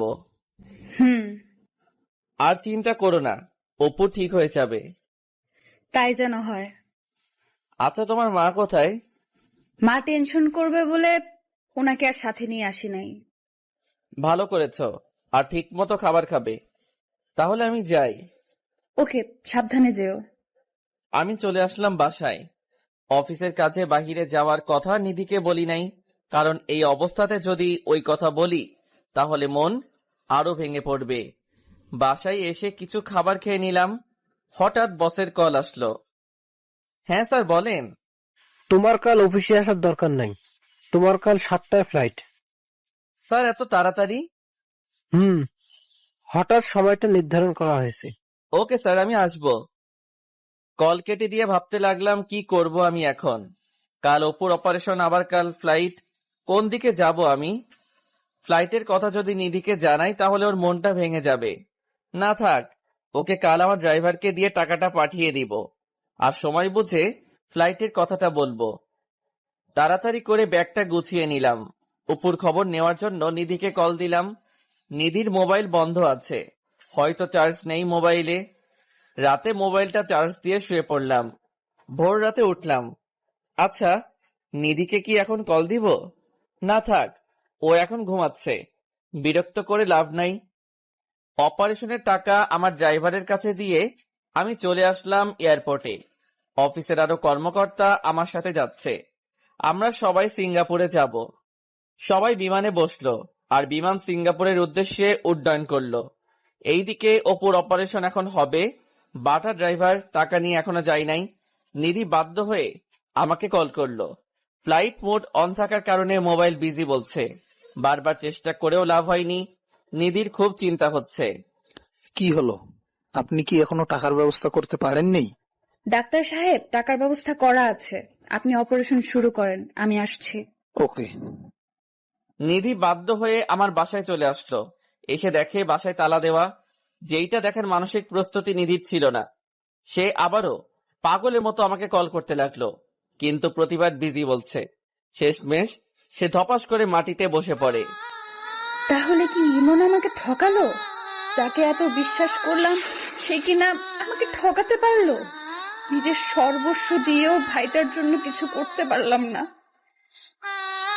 আমি কোনোদিন ভাবতেও পারি নাই যে ভালোবাসার নাম করে সে আমাকে এইভাবে ঠকাবে। তাহলে কিসের জন্য আমি নিজেকে সামলে রেখেছি? আমি আবার হয়ে উঠবো পতিতা। আরে, যার জন্য এত কিছু করলাম সেই যদি আমাকে ঠকাতে পারে, তাহলে আমি কেন ওর জন্য নিজেকে সংযত করে রাখবো? নিজের ভাইয়ের জন্য আমি সবকিছু করতে পারি। আমাকে যেই করেই হোক টাকার ব্যবস্থা করতে হবে। এই বলে নিধি নিজের ভাইয়ের জীবনটা বাঁচানোর জন্য চলে গেল পতিতালয়ে। সে আজ নিজেকে বিলিয়ে দিবে। যত এগুচ্ছে তত মনে হচ্ছে সে পাপের দিকে যাচ্ছে। তার মন কিছুতেই সাড়া দিচ্ছে না। অবশেষে নিজের ইচ্ছার বিরুদ্ধে সে চলে গেল পতিতালয়ে। একজন বড়লোক ব্যক্তি নিধিকে টাকার বিনিময়ে পছন্দ করেছে। নিধি এখন রুমে বসে আছে আর মাথাটা নিচু করে কাঁদছে। কারো উপস্থিতি টের পেয়ে সে একটু নড়ে চড়ে বসলো। এই যে সুন্দরী, ওইভাবে না থেকে আমার কাছে আসো। নিধি এইবার নিজেকে সামলাতে পারল না, হুড়হুড় করে কেঁদে দেয়। দয়া করে আমাকে ছেড়ে দিন, আমি অনিচ্ছায় এই কাজে আসছি। আমি তোমাকে মোটা টাকা দেব, এখন আমার চাহিদা মেটাও। আমি আপনার পায়ে পড়ি, আমাকে যেতে দিন। আমার শরীরে আমার ভালোবাসার স্পর্শ রয়েছে। মানে? আর আপনি অনিচ্ছা কাজটা করছেন কেন? সে অনেক কাহিনী, আপনি কি শুনবেন সেই কাহিনী? শুনবো। নিধি তার পরিবারের কথা ও ইমনের বিশ্বাসঘাতকতার কথা প্রকাশ করে দেয় আর কাঁদতে থাকে। আপনি কাঁদবেন না, আমি আপনাকে সাহায্য করব। আপনি আমাকে সাহায্য করবেন মানে? আমি আপনাকে বোন হিসেবে সাহায্য করতে চাই। আপনার ভাইয়ের চিকিৎসার টাকা আমি দেব। আজকে তার অপারেশন। যেই ছেলে আপনার জীবন নিয়ে খেলা করেছে, আপনি তাকে ছুঁড়ে ফেলে দিন মন থেকে। তা হয়তো কোনোদিন সম্ভব নয়। আচ্ছা, সেটা আপনার ইচ্ছা। আমাকে এখন অপুর কাছে নিয়ে যাবেন? নিধির চোখ দুইটা কৃতজ্ঞতায় সজল হয়ে উঠল। চলুন, আমাকে হাসপাতালে নিয়ে চলুন। যাচ্ছি। এইদিকে আমরা ফ্লাইট থেকে নেমে হোটেলে চলে আসলাম। এসে মোবাইলটা অন করলাম, বাট চেক করা হয়নি। ফ্রেশ হয়ে খাবারটা খেয়ে কিছুক্ষণ বিশ্রাম নিলাম। সকালের ঘুম থেকে উঠে মোবাইলটা হাতে নিয়ে দেখি নিধির অনেকগুলো কল। হয়তো আমাকে না পেয়ে বারবার কল দিয়ে গেছে। দেরি না করে ওকে কল দিলাম। রিং হওয়ার সাথে সাথে রিসিভ করলো নিধি। এই, তোমাকে একটা কথা বলার জন্য কল দিয়েছি। আসলে আমি... চুপ থাক তুই, তোর মতো বিশ্বাসঘাতক আর বেঈমানের কল দেওয়ার কোনো প্রয়োজন নেই। নিধির কথা শুনে যে থমকে গেলাম। এ কি নিধি, তুমি এমন ভাবে কথা বলছো কেন? বেঈমানের সাথে আর কত সুন্দর করে কথা বলবো? বুঝতে পেরেছি, আমি বাহিরে আসাতে তুমি খুব কষ্ট পেয়েছো, তাই এসব বলছো। আরে কত কষ্ট পেয়েছি আমি তোর মতো বেঈমানকে ভালোবেসে। নিধি, তুমি এসব কি বলছো? আমার মাথায় তো কিছুই ঢুকছে না। ঢুকবেই বা কি করে? এখন তো অন্য মেয়ে নিয়ে ব্যস্ত আছিস, তাই আমাকে আর লাগবে না। নিধি সীমা অতিক্রম করবে না। আরে আমি তো সীমার কাছেই যাইনি, আর তুই আমাকে এভাবে ঠকাতে পারলি? আরে তুমি কি বলছো? আমাকে সবটা খুলে বলো। তুই তোর চাহিদা মেটানোর জন্য আমাকে এইভাবে ব্যবহার করলি, ঠিকই শেষে নিজেকে গুটিয়ে নিয়ে পালিয়েছিস। আমি পালিয়েছি মানে? তুই আমাকে মিথ্যা আশ্বাস দেখিয়ে স্বপ্ন দেখিয়েছিস, এই তোর নমুনা? আচ্ছা, তুমি কি শুরু করেছো? আমি অফিসের কাজে বাহিরে এসেছি, তাই তোমাকে কিছু জানাতে পারি নাই। আরে তুই তো টাকা দেওয়ার ভয়ে পালিয়েছিস। তুই জানতি আমার ভাইয়ের অপারেশন হবে, তাও তুই টাকা না দিয়ে পালিয়েছিস। বলছো তুমি এসব? আমি তো টাকা দিয়ে এসেছি। থাক, আর মিথ্যে বলতে হবে না। তুই তোর টাকা নিয়েই থাক। যে আমার বিপদে ছেড়ে চলে যায় তার কোনো দরকার নেই আমার। বিশ্বাস করো নিধি, আমি সত্যি টাকা দিয়ে এসেছি। তোমার ভুল হচ্ছে কোথাও। তোর সাথে আমার আর কথা নেই, তুই তোর রাস্তায় যা। প্লিজ, আমার কথাটা শোনো, তোমার ভুল হচ্ছে। তুই আর আমাকে কল দিবি না, তোর মতো বেঈমানের সাথে আমার কোনো কথা নেই। শুনো নিধি, শুনো। নিধিকে বারবার কল দিলাম, কিন্তু সে কল রিসিভ করলো না। এক পর্যায়ে নিধি আমাকে ব্লক করে দিল। নিধির কথাগুলো শুনে ধপাস করে মেঝেতে বসে পড়ি আমি। নিধিও আমাকে ভুল বুঝলো। আচ্ছা, আমি তো ড্রাইভারের কাছে টাকা দিয়ে এসেছি, তাহলে টাকা নিধি পেল না কেন? ড্রাইভারকে কল দিলাম, কিন্তু নাম্বার বন্ধ বলছে। বারবার দেওয়ার পরও নাম্বার বন্ধ। নিধির কথাগুলো যেন বুকের মধ্যে তীরের মতো গেঁথে গেল। যে নিধিকে এত বিশ্বাস করতাম, আমি সেই নিধি আজ আমাকে এইভাবে বলতে পারলো। না, আমাকে দেশে ফিরতেই হবে, খুব শীঘ্রই ফিরতে হবে। এইভাবে কেটে গেল 2 দিন। কোনো মতে অফিসের কাজ শেষ করে দেশে ফিরে আসলাম। বাসায় না এসে সোজা নিধিদের বাসায় চলে গেলাম। গিয়ে দেখি অপুর মাথায় ব্যান্ডেজ করানো, আর সে বাহিরে বসে আছে। আমাকে দেখে খুব খুশি হলো। ভাইয়া, তুমি এসেছো? এসেছি। তা তুমি কেমন আছো? ভালো না। এটা কি দিয়েছে মাথার উপরে? ভালো লাগে না এটা। এইটা ব্যান্ডেজ, এটা দিয়েছে যাতে তুমি দ্রুত সুস্থ হয়ে যাও। ভাইয়া তুমি কোথায় গিয়েছিলে? তুমি আমাকে হাসপাতালে দেখতে আসো নাই কেন? আমি আসলে কাজে ছিলাম, তাই সরি ভাইয়া। দাঁড়াও, আমি আপুকে ডেকে আনছি। তা তুমি এখানে কি করছো? এখানে অনেক বাতাস আর রোদ গায়ে লাগে, তাই এখানে বসে আছি। আচ্ছা, তা তোমার আপু কোথায়? তুমি গিয়ে আপুর সাথে দেখা করে এসো। আপু তুই কার সাথে কথা বলছিস রে? নিধির কথা শুনে পিছনে তাকিয়ে দেখি নিধি দাঁড়িয়ে আছে। তুই আবার এইখানে কেন এসেছিস? আমার কথাটা তো শুনো নিধি। তোর কথা শোনার মতো টাইম আমার নেই। তোর মতো বিশ্বাসঘাতকের মুখ দেখার চেয়ে না দেখাই ভালো। আমি সত্যি আমার ড্রাইভারের কাছে টাকা দিয়ে এসেছিলাম তোমাকে দিবে বলে। তাহলে ড্রাইভার সেই টাকা কি করেছে? তোমাকে আবার বিকাশ করে দিয়েছে, তাই না? তুমি আমাকে ভুল বুঝতেছো। তুই বিদেশ যাওয়ার আগে আমার কাছে বলে যাস নাই, কারণ তুই আমাকে ব্যবহার করেছিস। আপু তুমি ভাইয়াকে এসব কি বলছো? তুই এখানে দাঁড়িয়ে আছিস কেন? ঘরে যা। ওকে ধমকাচ্ছ কেন? ও ছোট মানুষ। থাক, ওর জন্য আর দরদ দেখাতে হবে না তোর। আর তুই আমার চোখের সামনে কোনোদিন আসবি না। আমি বিদেশ গিয়েছি তোমাকে না বলে, কারণ তোমার ভাইয়ের অপারেশন আর আমার বাহিরে যাওয়া নিয়ে তোমার চিন্তা আরো বাড়িয়ে দিবে, তাই আমি তোমাকে কিছু বলি নাই। না বলে উদ্ধার করে ফেলেছিস। তুই এখন এখান থেকে যা, আর কোনোদিন এখানে আসবি না। আমাকে কি বলারও সুযোগ দিবে না? অনেক বলেছিস তুই, আর যদি আমার সামনে কোনোদিন দাঁড়াস তাহলে আমার মরা মুখ দেখবি। কি? যা বললাম আমি কিন্তু তাই করব, তাই তুই এখান থেকে চলে যা। আচ্ছা, আর কোনো দিন তোমার সামনে আসবো না, কিন্তু একদিন তুমি সব সত্যিটা জানতে পারবে। কোনো সত্যি আমার জানার দরকার নেই। এই বলে নিধি চলে গেল ঘরের মধ্যে। আমার দু চোখ বেয়ে পানি পড়ছে। হঠাৎ কারো নরম হাতের স্পর্শে আমার চোখে পানি মুছে গেল। তাকিয়ে দেখি অপু দাঁড়িয়ে আছে। ভাইয়া কান্না করো না, আপু খুব পচা, আমি আর আপুর সাথে কথা বলবো না। দূর, কই কান্না করছি?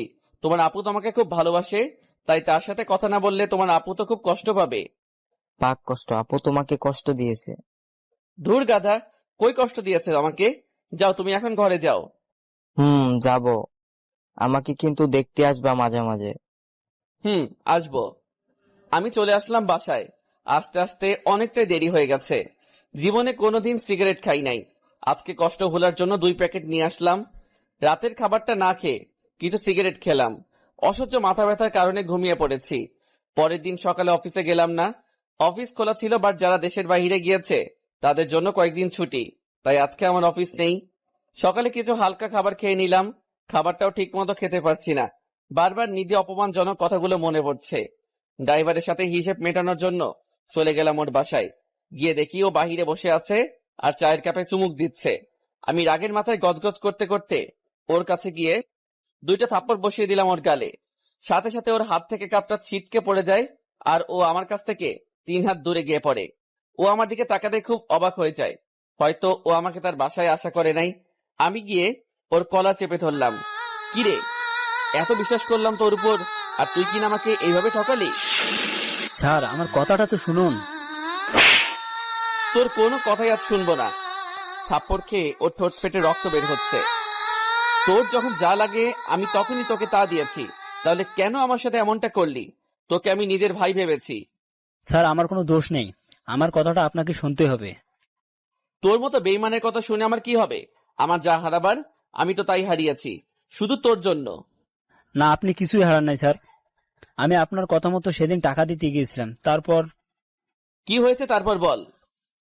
আমি সেদিন টাকা নিয়ে একটা নির্জন রোড দিয়ে যাওয়ার সময় কিছু বকাটে ছেলের শিকার হই আমি। তারপর কি হয়েছে? তারপর ওরা আমাকে সার্চ করে টাকাগুলো নিয়ে যায়। বাহ, ভালোই গল্প বানিয়েছিস। বিশ্বাস করুন স্যার, এটা গল্প না। টাকা দেয় নাই বলে ওরা আমার পিঠে কোপ দিয়ে দেয়। বিশ্বাস না হলে আপনি দেখুন। এই বলে ড্রাইভার তার শার্ট খুলে দেখায় আমাকে। সত্যি তার পিঠে অনেকটাই জখম করা কাটা স্থান রয়েছে। তারপরে যদি বিশ্বাস না হয় তাহলে আমার মায়ের কসম খেয়ে বলছি স্যার, আপনার একটা টাকাও আমি নেই। তাহলে তোর মোবাইল বন্ধ কেন? এই ঘটনার পর আমি হাসপাতালে ছিলাম একদিন, আর আপনার ভয়ে মোবাইলটা বন্ধ করে রেখেছি। জানিস টাকা না পেয়ে নিধি আমাকে কতটা অপমান করেছে? তার জন্য আমি সরি স্যার। আমাকে মাফ করে দিস, ভুল ভেবে তোর গায়ে হাত তুলেছি। এই বলে আমি চলে আসতে লাগলাম গাড়িতে করে। রাস্তার দিকে নজর পড়তেই দেখি নিধি একজন লোকের গাড়িতে উঠেছে। লোকটার গাড়িটাকে ফলো করতে করতে আসলাম, দেখি একটা বিল্ডিং এর সামনে থামছে। আমি মোবাইলটা বের করে ভিডিও করে নিলাম। দুজনে হাসাহাসি করতে করতে ভিতরে প্রবেশ করলো। আমিও তাদের পিছন পিছন ঢুকলাম। দেখি এইটা একটা অফিস। নিধিকে লোকটা ক্যাবিনে ঢুকিয়ে দরজা আটকে দিল। নিধির এই আচরণ দেখে খুব কষ্ট পেলাম। এখন সে আমাকে ছেড়ে অন্যজনকে নিয়ে ব্যস্ত। চুপচাপ সব দেখেও না দেখার ভান করে বাসায় চলে আসলাম। আসার সময় সিগারেট নিয়ে এসেছি। এই একদিনের সিগারেট যেন আমার খুব আপন বন্ধু হয়ে উঠেছে। দুপুরে খাবারটাও ঠিক মতো খাওয়া হলো না। একটা একটা সিগারেট খাচ্ছি আর মোবাইলে করা ভিডিও দেখছি। বাহ নিধি বাহ, আমাকে একটু সুযোগ দিলে না? এখন তুমি তোমার নতুন জীবন সঙ্গী নিয়ে ব্যস্ত। যদি আমার টাকা তোমার ভাইয়ের চিকিৎসার কাজে না লাগে, তাহলে তুমি এত টাকা কোথা থেকে ম্যানেজ করলে? নিশ্চয়ই নিজের শরীরটাকে বিক্রয় করে দিয়েছো ওই সঙ্গীর কাছে। তোমাকে আমি অপেক্ষা করতে বলেছিলাম, কিন্তু তুমি আমার জন্য 2 দিন অপেক্ষা করতে পারলা না। তুমি ঠিকই আমার কথা অমান্য করে অপরের সাথে রাত কাটিয়েছো। তাহলে আমি ইমন তোমাকে আর গ্রহণ করব না। এইটাই আমার সিদ্ধান্ত। যে এই মেয়ে আমার জন্য অপেক্ষা না করে নিজের শরীরটাকে বিক্রয় করে দেয়, তাকে গ্রহণ করা সম্ভব নয়। আজ থেকে নিধির জন্য আমার মনে ভালোবাসার পরিবর্তে থাকবে শুধু ঘৃণা। আজ থেকে নিধিকে আমি ভুলে যাব। সুখে থাকুক সে তার নতুন জীবন সাথীর সাথে। এইসব ভাবছি আর চোখ বেয়ে পানি পড়ছে। চোখটা মুছে আবারও সিগারেট টানতে লাগলাম। যতটা টান দিচ্ছি মনে হচ্ছে নিধির জন্য ভালোবাসা তত মুছে যাচ্ছে। সে এখন অন্যের স্পর্শে পাগল, আমার জন্য তার কিছুই নাই। সিগারেটটা খেতে খেতে মাথাটা ঘোরাতে শুরু করলো। সিগারেটটা হাত থেকে পড়ে গেলে আমি হারিয়ে গেলাম গভীর ঘুমে। না, আমাকে নিধি ভাবির ভুল ধারণা ভাঙাতে হবে। আমি চাই না আমার জন্য ইমন স্যার আর ওনার জীবনের ক্ষতি হোক। আমি ওনার সাথে দেখা করব। এই বলে ড্রাইভার নিধির বাসার উদ্দেশ্যে রওনা দিল। নিধির বাসায় এসে কলিং বেল চাপ দিতে নিধির মা দরজা খুলে দেয়। কে তুমি বাবা? আমাকে আপনি চিনবেন না। নিধি কি বাসায় আছে? আচ্ছা তুমি বসো, আমি নিধিকে ডেকে আনছি। ড্রাইভার ভিতরে গিয়ে বসলো। কিছুক্ষণ পর নিধি ড্রাইভারের সামনে আসলো। কে আপনি? আর আমাকে কেন দরকার? আমি হচ্ছি ইমন স্যারের পার্সোনাল ড্রাইভার। ও, তা কিসের জন্য এখানে এসেছেন? ওকালতি করার জন্য? না, স্যারের জন্য ওকালতি করার ক্ষমতা আমার নেই। তাহলে যা বলার জন্য এসেছেন সেটা বলে বিদায় হন। আমি আপনার এইখানে এসেছি আপনার চোখের কালো গ্লাসটা খুলে দিতে। আমি কোনো কালো গ্লাস পরি নাই। কালো গ্লাসটা আমার চোখের থেকে সরে যাওয়ার কারণে আমি সাদা কালো বুঝতে পারি। না, পারেন নাই আপনি বুঝতে। যদি বুঝতে পারতেন তাহলে স্যারকে এইভাবে অপমান করতেন না। তাই এসব বলার আপনি কে? স্যার অফিসের কাজে বিদেশে যাওয়ার আগে আপনার জন্য টাকা দিয়ে গিয়েছিল আমার কাছে। কথাটা শোনার পর নিধি থমকে দাঁড়ায়, অবাক চাহনিতে ড্রাইভারের দিকে তাকায়। ইমন টাকা দিয়েছিল? আমার কাছে টাকা দিয়েছিল এবং সেই টাকা নিয়ে আমি আপনার কাছে আসার সময়। চুপ করে থাকবেন না, বলুন কি হয়েছে? টাকা নিয়ে আসার সময় কিছু ছিনতাইকারী টাকাগুলো আমার কাছ থেকে নিয়ে যায় এবং আমার পিঠে কোপ বসিয়ে দেয় একটা।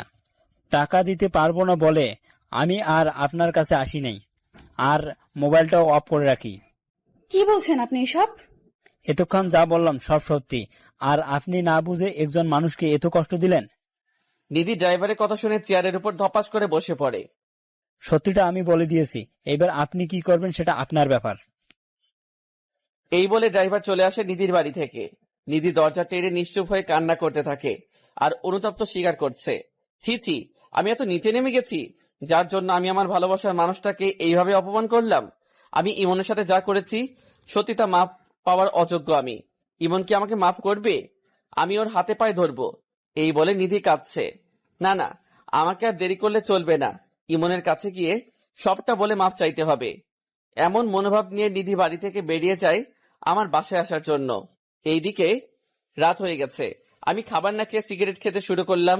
একটা না খেয়েই চলেছি, বিরতি নেওয়ার চেষ্টা করছি না।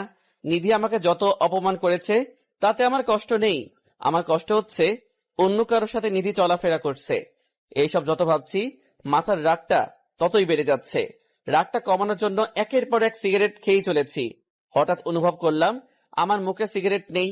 তাকিয়ে দেখি পাশে নিধি দাঁড়িয়ে আছে আর আমার সিগারেট ওর হাতে। ওর দিকে তাকাতেই দেখি ওর চোখ কিছুটা লাল হয়ে আছে, হয়তো কান্না করেছে। ওকে দেখে রাগটা আরো বেড়ে গেল। তুমি এইখানে কি করছো? আমি সব সত্যি জানতে পেরেছি। আমি তোমাকে ভুল বুঝেছি। প্লিজ আমাকে মাফ করে দাও। আরে তোমাকে তো আগেই মাফ করে দিয়েছি আমি, এখন এখান থেকে যাও। আরে তুমি সিগারেট খাচ্ছ কেন? আমার মন চাইছে সিগারেট খেয়েছি, এতে তোমার কি? আমার অনেক কিছু কারণ। তুমি আমার সব। নিধির মুখে কথাটা শুনে মেজাজটা বিগড়ে গেল। আরে দূর রাখ তোর প্রেম, তোর মতো নষ্টা মেয়ের কোনো দরকার নেই আমার। আমার মুখে নষ্টা মেয়ে শব্দটা শুনে নিধি প্রচন্ড ধাক্কা খেলো। কি?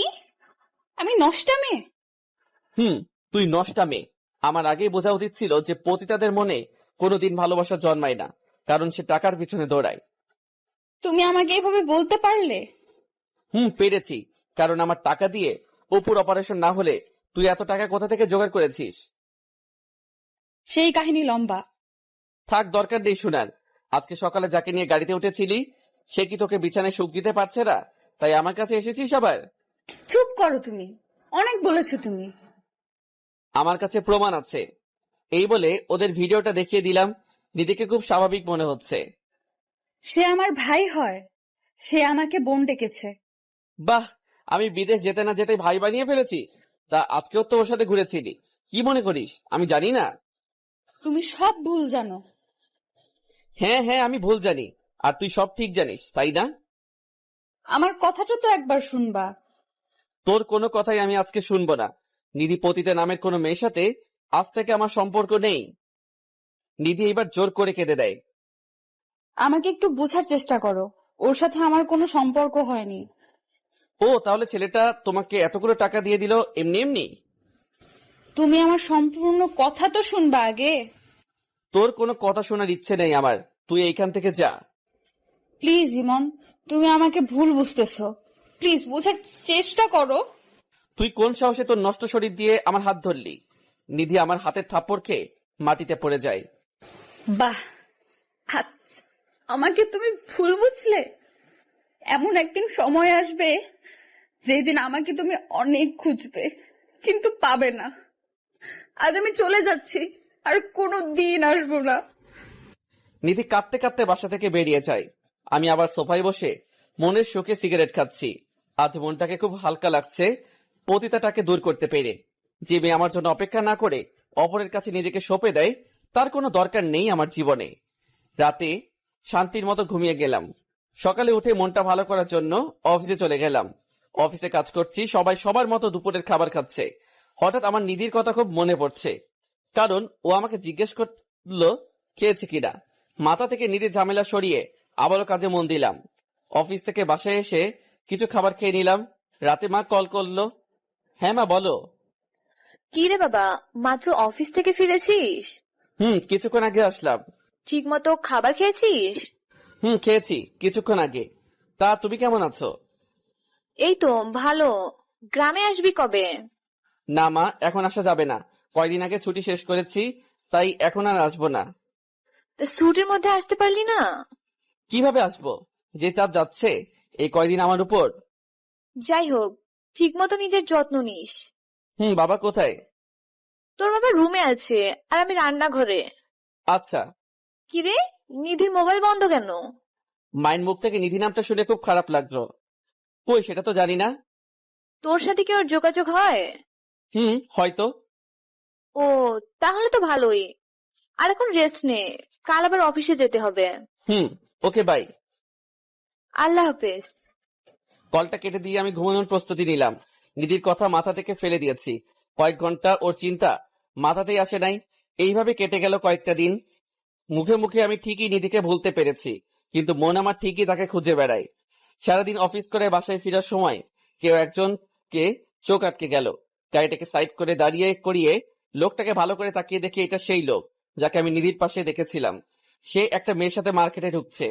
আমিও তাদের পিছন পিছন গেলাম। লোকটার সাথে মেয়েটা একটা ড্রেস দিয়ে ট্রায়াল রুমে গেল। আমি সেই সুযোগে লোকটার সামনে গেলাম। বাহ, চমৎকার। আর কত ভাই? কে ভাই আপনি? চিনলাম না তো আপনাকে। আপনি আমাকে চিনবেন না, কিন্তু আমি আপনাকে খুব ভালো করে চিনি। তা নিজের পরিচয়টা দিলে ভালো হতো। নিধি নামের কোনো মেয়েকে চিনেন? হ্যাঁ, চিনি তো তাকে। তা সে কোথায়? আসলে চেনার কথা। সেই প্রশ্ন আমাকে কেন করেন?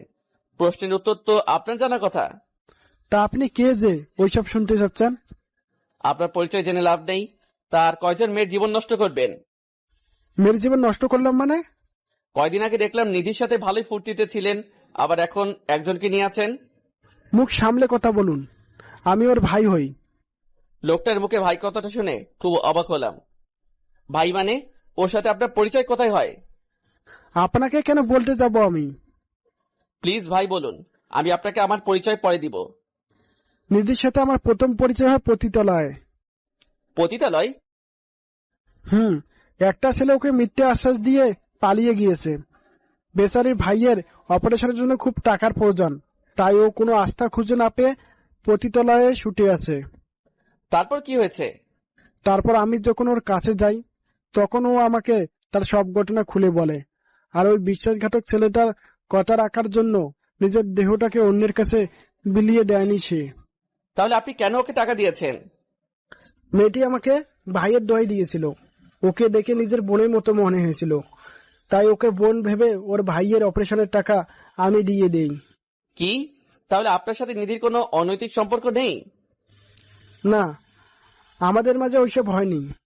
ওই দিন দেখলাম আপনি ওকে গাড়িতে নিয়ে কোথায় জানি যাচ্ছিলেন, তা কোথায় গিয়েছেন? ওই দিন ওকে নিয়ে আমি আমার অফিসে গিয়েছি কাজ দেওয়ার জন্য, কারণ নিজের পরিবার চালানোর জন্য কিছু কাজ করতে হয়, তাই নিজের বোনকে নিজের অফিসে কাজ দিয়েছিলাম। আমি লোকটার কথা শুনে যেন পাগল হয়ে যাচ্ছি, আমার মাথাটা ভন ভন করে ঘুরছে। তা আপনি কে যে এত কিছু জিজ্ঞেস করলেন? আমি সেই ছেলে যে নিধির সাথে বেইমানি করেছিল। তাহলে আপনি সেই ছেলে? আমি নিধিকে ভুল বুঝে অনেক অপমান করেছি। আপনার কপাল অনেক ভালো যে এমন একটা মেয়েকে ভালোবাসতে পেরেছেন। সময় থাকতে কাছের মানুষটাকে আপন করে নিন। বাই। আমি কথা না বাড়িয়ে সোজা গাড়িটা নিয়ে নিধির বাসার দিকে রওনা দিলাম। যাওয়ার পথে নিজের উপর খুব রাগ হচ্ছিল। সঠিকটা না জেনে আমি ওকে কত অপমান করলাম, এমনকি ওর গায়ে হাত তুললাম। নিজের কাজের জন্য নিজে খুব লজ্জা পাচ্ছি। নিধির বাসায় এসে কলিং বেল চাপ দিলাম। দরজা খুললো এক অপরিচিত মহিলা। কাকে চাই এখানে? এটা তো নিধিদের বাসা, তাই না? না, এখানে নিধি নামের কেউ থাকে না, আমরাই নতুন ভাড়াটিয়া এখানের। ও আচ্ছা, বলতে পারবেন ওরা কোথায় গিয়েছে? সেটা তো আমরা জানি না। মহিলাটা দরজাটা আটকে দিল। নিধিদের বাসার আশেপাশে সবাইকে জিজ্ঞেস করলাম, কেউ জানে না কোথায় গিয়েছে। হাজারো মনের ব্যথা নিয়ে আর সাথে আপন বন্ধু সিগারেট নিয়ে বাসায় আসলাম। বাসায় এসে বসে বসে সিগারেট টানছি আর নিধির কথা ভাবছি। আমি মেয়েটাকে কত কষ্ট দিলাম, না বুঝে অনেক কষ্ট দিয়েছি। পতিতা বলে গালি দিয়েছি, এমনকি ওর গায়ে হাত তুলেছি। জানি না ওকে পাবো কিনা। নিধির ভাবনা ছেদ ঘটলো মায়ের কলে। হ্যাঁ মা, বলো। কি রে, কি করস? এই তো বসে আছি। কি রে, তোর গলাটা এমন লাগতেছে কেন? কই, আমি তো ঠিক আছি। আচ্ছা, তোকে যে কারণে কল দিয়েছি সেটা হলো তুই কাল চাকরি ছেড়ে গ্রামে আসবি। গ্রামে আসবো কেন? তোর বাবার ব্যবসাটা তুই দেখবি। তোর বাবা শারীরিক দুর্বলতা অনুভব করছে। কেন? বাবার কি হয়েছে? সেটা আসলে দেখতে পাবি। আর সাথে করে নিধিকেও নিয়ে আসিস। নিধির কথা শুনে মনটা কেঁদে উঠল। মন চেয়েছে চিৎকার করে কেঁদে ওকে ডাকতে। কি রে, কিছু বলছিস না কেন? আসবো কাল। এখন রাখি মা। ওকে, আল্লাহ হাফেজ। কলটা কেটে দিলাম। যেই শহরে আমার নিধিকে খুঁজে পাওয়া যাবে না, সেই শহরে আমার থাকার কোনো মানে নেই। রাতটা কোনো মতে পার করে সকালে অফিসে গিয়ে রিজাইন লেটারটা দিয়ে চাকরিটা বাদ করে এসেছি। সবকিছু গুছিয়ে চিরচেনা শহর থেকে বিদায় নিয়ে চলে আসলাম। মা বাবার সাথে কোনো মতে কথা বলে ছাদে চলে আসলাম। এসে সিগারেট টানতে লাগলাম। কয়টা টানার পর কেউ একজন আমার মুখ থেকে সিগারেটটা নিয়ে নিল। তাকে দেখি মা দাঁড়িয়ে আছে, আমি চুপচাপ বসে আছি। কি রে, তুই সিগারেট খাচ্ছিস কেন? তোর কথাবার্তা শুনে আর তোর চেহারা অবস্থা দেখে আমার কিছুটা সন্দেহ হচ্ছে। কই, আমার কিছু হয়নি তো। আমার চোখের দিকে তাকিয়ে বলতো। আমি মায়ের চোখে তাকালাম না। তোকে বলেছে নিধিকে নিয়ে আসতে, আনলি না কেন? নিধির কথা শুনে মাকে জড়িয়ে ধরে কাঁদতে শুরু করলাম। মা আমার অবস্থা দেখে অবাক। কি রে, কি হয়েছে আমাকে বলবি তো? মা, নিধি আমাকে ছেড়ে চলে গেছে। ছেড়ে চলে গেছে মানে? আমি মাকে আমাদের সব ভুল বোঝাবুঝি কাহিনী শুরু থেকে বললাম। তুই নিধিকে খুঁজেছিস? শহরের এমন কোন জায়গা বাদ নেই যে আমি খুঁজিনি। আচ্ছা থাক, যে চলে গেছে তাকে না ফিরিয়ে আনাটাই ভালো। মা, তুমি তো ওকে নিজের মেয়ের মতো স্নেহ করো, তাহলে আজ তুমি এই কথা কিভাবে বলছো? যেই মেয়ে ছেড়ে চলে যায় তাকে আমি আমার বউ করব না। মা, কিন্তু না, আর কোনো কিন্তু নেই। খাবার খেতে চল, আমরা অপেক্ষা করছি। তুমি যাও, আমি আসছি। মায়ের পিছন পিছন খাবার খেতে গেলাম। কোনো মতে খাবারটা খেয়ে রুমে চলে আসছি। এইভাবে কেটে গেল কয়েকটি মাস। নিধিকে আমি আগের মতো ভালোবাসি। পাগলিটাকে আমি আমার মন থেকে সরাতে পারি নাই। আমি এখন আমার বাবার কাজটা দেখাশোনা করছি। রাতে বসে বসে মোবাইল টিপছি, এমন সময় মা আর বাবা আমার রুমে আসলো। আমরা তোর বিয়ে ঠিক করে ফেলেছি। কি? আমার বিয়ে মানে? তোর বিয়ে মানে তোর বিয়ে? তোর অবস্থা আমরা দেখতে পারছি না, তাই আমরা এই সিদ্ধান্ত নিয়েছি। আমাকে একবারও জিজ্ঞেস করতে পারো নাই যে আমার মতামত আছে কিনা? আমরা তোর মতামত শুনবো না। এখন বল, তুই কি রাজি? না, আমি এই বিয়ে করব না। তাহলে শুনে রাখ, যদি না করিস এই বিয়ে, তাহলে আমাকে আর তোর বাবাকে অকালে হারাতে হবে। পাগল হয়ে গেছো নাকি তোমরা? এসব কি বলছো? দেখ বাবা, আমাদের তো খুব ইচ্ছে হয় যে আমার ঘরে একটা লক্ষ্মী আসবে আর আমার নাতি নাতনি হবে। এই ইচ্ছেগুলো কি আমাদের অপরাধ? তুই নিধির কথা ভেবে নিজেকে কষ্ট দিচ্ছিস কেন? হয়তো নিধিও তার সংসার নিয়ে ব্যস্ত। হয়তো। তাহলে তুই এই বিয়েতে মত দিয়ে দে বাবা। তোমরা যা ভালো বোঝো তাই করো। এই তো আমার লক্ষ্মী ছেলে। আগামী 2 দিন পর তোর বিয়ে। বাবা আর মা চলে গেল। রাতে শুয়ে আছি আর নিধির ছবিটার দিকে তাকিয়ে আছি। আমি পারলাম না নিধি তোমার জন্য অপেক্ষা করতে। আমাকে মাফ করে দাও। কিছু পানি গাল গিয়ে পড়ছে। এইভাবে দেখতে দেখতে আমার বিয়েটাও হয়ে যায়। বউ বাসরাতে বসে আছে আর আমি ছাদে বসে দাঁড়িয়ে সিগারেট খাচ্ছি। কি রে, তুই এখনো রুমে যাসনি? মায়ের গলা শুনতে হাত থেকে সিগারেটটা ফেলে দিলাম। রুমে গিয়ে কি হবে আমার? এইটাই ভালো জায়গা আমার জন্য। গাধা, মেয়েটা তোর জন্য অপেক্ষা করছে, তুই তাড়াতাড়ি চল। মায়ের জোড়াজড়িতে বাসর ঘরে ঢুকলাম। মেয়েটা ঘোমটা দিয়ে বসে আছে। আমি ওর পাশে দাঁড়িয়ে আছি আর বলতে লাগলাম, দেখুন, আমি আপনাকে বউ হিসেবে মানতে পারবো না। আমি একজনকে ভালোবাসি। এই কথা শোনার পর মেয়েটা ঘোমটা তুলে আমার কলার চেপে ধরলো। কি? তুই কথাটা আবার বলতো। দিদির কণ্ঠ শুনে ওর দিকে তাকিয়ে আমি অবাক হয়ে যাই। আরে ও যে আমার ভালোবাসার মানুষটা। সবকিছু যেন স্বপ্নের মতো লাগছে। তাহলে নিধির সাথে আমার বিয়ে হয়েছে। আবেগ সামলাতে না পেরে ওকে জড়িয়ে ধরলাম আর কাঁদতে লাগলাম। এই পাগল, কাঁদছো কেন? তুমি আমাকে ছেড়ে কই ছিলে এতদিন? আমি তো তোমার কাছেই ছিলাম, কিন্তু তুমি দেখতে পাওনি। আমার কাছে মানে? শুনো, যেদিন তুমি আমাকে ভুল বুঝেছিলে সেই দিন আমি মাকে সব জানিয়েছিলাম। আর মা আমাকে বলেছিল পরিবার সহ গ্রামে চলে আসতে। আমিও শহর ছেড়ে গ্রামে চলে আসি এবং তোমাকে শহর থেকে আনার পরিকল্পনাটাও আমিই করি। আর সবশেষে এখন বিয়ে। জানো, আমি তোমাকে কত খুঁজেছি আর কত মিস করেছি। মিস মনে হয় আমি করি নাই? আমার খুব কষ্ট হয়েছিল। সরি সেই দিনের এত অপমানের জন্য। আসলে আমি সঠিকটা না জেনে রেগে গিয়েছি। এখন যেহেতু জেনেছো, আর আমাকে বকা দিতে পারবা না। ওকে দিব না, তবে প্রতিদিন মরবো। কি? মারলে যে আমি ব্যথা পাবো, তখন বুকে টেনে নিয়ে আদর করে দিব। তাহলে এখন মারো আর আদর করো। করছি। আর আমাদের 3 জন হওয়ার ব্যবস্থা করতেছি। 3 জন মানে? কিছু না। এই বলে আমি নিধির ঠোঁট 2টা এক করে দিলাম। নিধিও বাধা না দিয়ে সাড়া দিতে লাগলো। দুজনে হারিয়ে গেলাম গভীর ভালোবাসার সমুদ্রে। প্রতিদিন ভালোবাসা